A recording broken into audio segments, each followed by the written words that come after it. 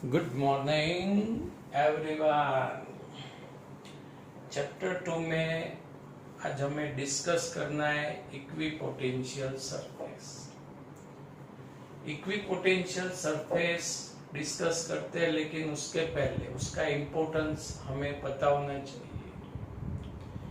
Electric field को graphically present करना है, तो कैसे इलेक्ट्रिक फील्ड को ग्राफिकल प्रेजेंट कर सकते हैं? तो हमारे पास 3 वे है। First, we can draw field vectors. Second, electric field lines. And third, equipotential surface. तो इक्विपोटेंशियल सरफेस का इंपॉर्टेंस क्या है? तो we can draw the graphical presentation of electric field. अब इक्विपोटेंशियल सरफेस की जो डेफिनेशन है उसके नेम पर से ही पता चल जाती है। इक्वी यानी इक्वल से पोटेंशियल सरफेस। इलेक्ट्रिक फील्ड के अंदर आप ऐसी सरफेस इमेजिन कीजिए कि जिसके हर एक पॉइंट पर इलेक्ट्रिक पोटेंशियल इक्वल सेम है। Such surface is known as equipotential surface.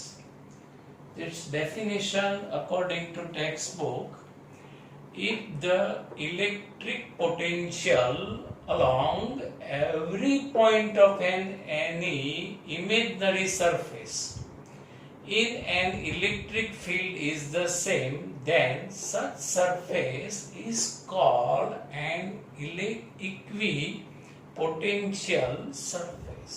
Right? Now draw an equipotential surfaces for a single point charge. बच्चों, पॉइंट चार्ज के लिए हमें इक्विपोटेंशियल सरफेस ड्रॉ करनी है। तो फर्स्ट, पॉइंट चार्ज के लिए इलेक्ट्रिक पोटेंशियल का इक्वेशन आप लिख दो। V is equal to KQ by R। एक बार आप इलेक्ट्रिक चार्ज डिसाइड कर देते हो तो वो कांस्टेंट हो जाता है, K कांस्टेंट, यानी V प्रोपोर्शनल टू 1/R। यानी जो इलेक्ट्रिक पोटेंशियल है वो R पर डिपेंड है, डिस्टेंस पर डिपेंड है। यहां पर आप R कांस्टेंट कर देते हो तो V भी क्या हो जाएगा? कांस्टेंट।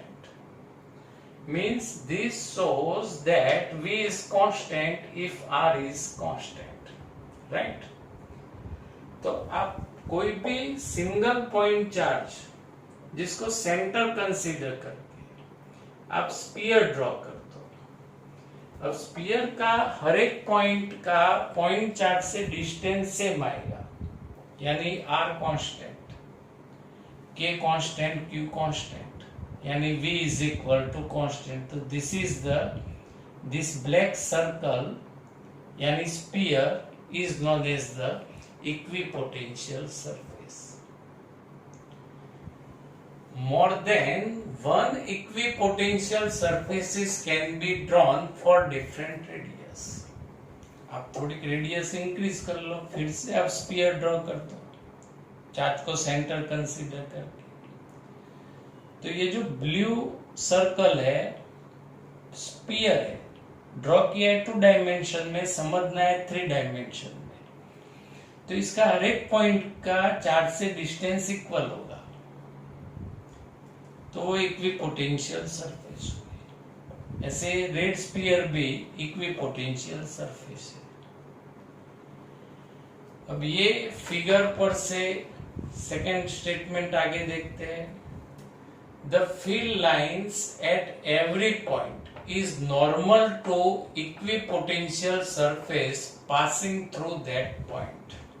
ये बेसिक एमसीक्यू भी हो गया कि what is the angle between electric field lines and electric potential surface? कितना एंगल आएगा? 90 डिग्री। ये आगे क्वेश्चन में हम प्रूव भी करेंगे, लेकिन यहाँ पर से आप समझ सकते हो कि पॉइंट चार्ज है, राइट? अब इसका जो इलेक्ट्रिक फील्ड है रेडियली आउटवर्ड डायरेक्शन में, और ये इक्विपोटेंशियल सरफेस है।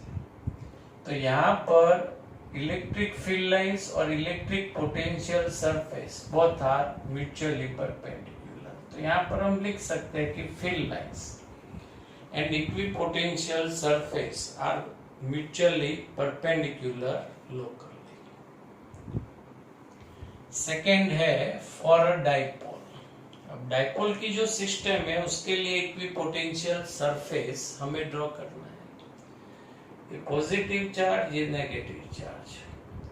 अब ये पॉजिटिव चार्ज को सेंटर कंसीडर करके आप डिफरेंट रेडियस के स्फीयर ड्रॉ कर दो, तो ये हो गया इक्विपोटेंशियल सरफेस। सेम ये जो माइनस क्यू चार्ज है उसको सेंटर कंसीडर करके डिफरेंट रेडियस के स्फीयर ड्रॉ कर दो, तो डाइपोल की जो सिस्टम है उसके हुए इक्विपोटेंशियल सरफेस, राइट। अब equipotential surface for two identical positive और negative charges as shown in below figure. दो पॉजिटिव चार्ज ले लो, यहाँ पर आप डिफरेंट रेडियस के इक्विपोटेंशियल सरफेस ड्रॉ कर सकते हो और यहाँ पर एक ऐसे कॉमनली इक्विपोटेंशियल सरफेस आप बता सकते हो। यहाँ पर आप दोनों नेगेटिव चार्ज भी रख सकते हो। लास्ट में है फॉर यूनिफॉर्म इलेक्ट्रिक फील्ड। तो बच्चों यहाँ पर इलेक्ट्रिक फील्ड कंसीडर करते हैं एक्स एक्सिस पर, एक्स एक्सिस की डायरेक्शन में। तो इलेक्ट्रिक पोटेंशियल सरफेस है वो एक्स एक्सिस के परपेंडिकुलर यानी in parallel to Y Z plane. Equipotential surface है वो एक्स एक्सिस के perpendicular means Y Z plane के पैरेलल आएगी। तो यहाँ पर एमसीक्यू ऐसे आ सकता है कि इलेक्ट्रिक फील्ड वाई डायरेक्शन में, तो इक्विपोटेंशियल सरफेस कौन से प्लेन के अंदर होगी? तो इलेक्ट्रिक फील्ड वाई डायरेक्शन में है तो इक्विपोटेंशियल सरफेस कौन से प्लेन में होगी? एक्सजेड प्लेन में। इलेक्ट्रिक फील्ड जेड एक्सिस की डायरेक्शन में तो इक्विपोटेंशियल सरफेस कौन से प्लेन में होगी? X Y.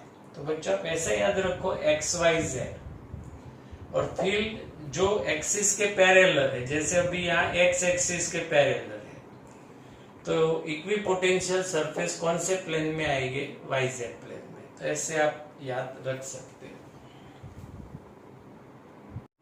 Next question may be asking in 2 marks, so that the direction of electric field at a given is normal to equipotential surface passing through that point. तो बच्चों यहाँ पर electric field and equipotential surface both are mutually perpendicular, ऐसा prove करना है। तो ये result prove करने के लिए electric field lines consider in positive X direction, right, and it's perpendicular equipotential surface in yz plane, right. अब इस इक्विपोटेंशियल सरफेस पर हम एक यूनिट चार्ज लेते हैं जिसको थोड़ा सा शिफ्टिंग करवाते हैं from one point to other point. तो यहाँ पर to move a unit charge on equipotential surface from one point to other and work done dW because we shifting small, so dW is equal to Q delta V. Delta V potential difference. So on equipotential surface at every point electric potential is same, so potential difference between 2 points is always 0. So work done is equal to 0. Now work done in electric field vector E with displacement vector dl. dW is equal to vector E dot vector dl. आगे electric potential का जो concept था उसमें बच्चों हम minus integration from infinity to given point P vector E dot vector dl लिखते थे, क्योंकि उसमें इलेक्ट्रिक फील्ड के ऑपोज में वर्क होता था, इसीलिए साइन माइनस आता था। और इलेक्ट्रिक फील्ड के अगेंस्ट में वर्क माइनस और integration from infinity to given point, यहाँ पर स्मॉल डिस्प्लेसमेंट है, इसीलिए dw इंटीग्रेशन नहीं आएगा। तो यहाँ पर क्या लिख सकते हैं, vector E dot vector dl means dot product है, तो E dl cos थीटा। अब वर्क डन 0 है, तो E dl cos theta is equal to 0। तो यहाँ पर इलेक्ट्रिक फील्ड 0 नहीं है, इलेक्ट्रिक फील्ड है स्मॉल डिस्प्लेसमेंट। चार्ज को हमने थोड़ा तो शिफ्ट किया ही है, स्मॉल डिस्प्लेसमेंट है, यानी dl is not equal to 0। तो एक ही ऑप्शन रहा, cos theta is equal to 0 and theta is equal to π/2 means the angle between vector E and vector dl, यानी electric field and this is the electric potential surface is π/2. Angle between electric field and electric potential surface is π/2.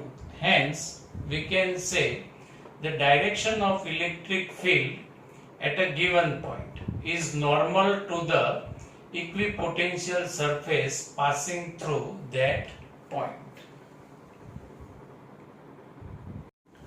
Next question, write the characteristic of equipotential surfaces. तो first characteristic है कि electric field strong है, वहां पर equipotential surfaces एक दूसरे के नजदीक आएगी।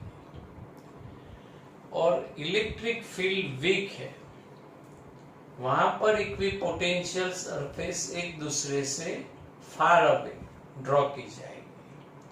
तो first characteristic, these surfaces are near in strong electric field and they are far in weak electric field. Second characteristic, no work is done in moving the test charge over an equipotential surface. Equipotential surface पर आप test charge को कहीं पर भी आप ले जाओ, work done is always 0। तो उसका रीजन है कि इलेक्ट्रिक पोटेंशियल सभी पॉइंट पर सेम होगा, पोटेंशियल डिफरेंस 0 आएगा, सो वर्क डन इज 0। तो यहाँ पर लिख सकते हैं कि no work is done in moving a test charge over an equipotential surface. Third, electric field is always normal to the equipotential surface at every point. अभी हमने डिराइव किया कि electric field and equipotential surface both are mutually perpendicular. And last, two equipotential surface never intersect each other. जैसे field lines एक दूसरे का cross नहीं करती है, वैसे इक्विपोटेंशियल सरफेस भी never intersect each other. Exercise example 3, two charges +2 μc and -2 μc place at point A and B 6 centimeter apart. Point A, point B, +2 μc, -2 μc charge, and distance between these two charge is 6 centimeter, right?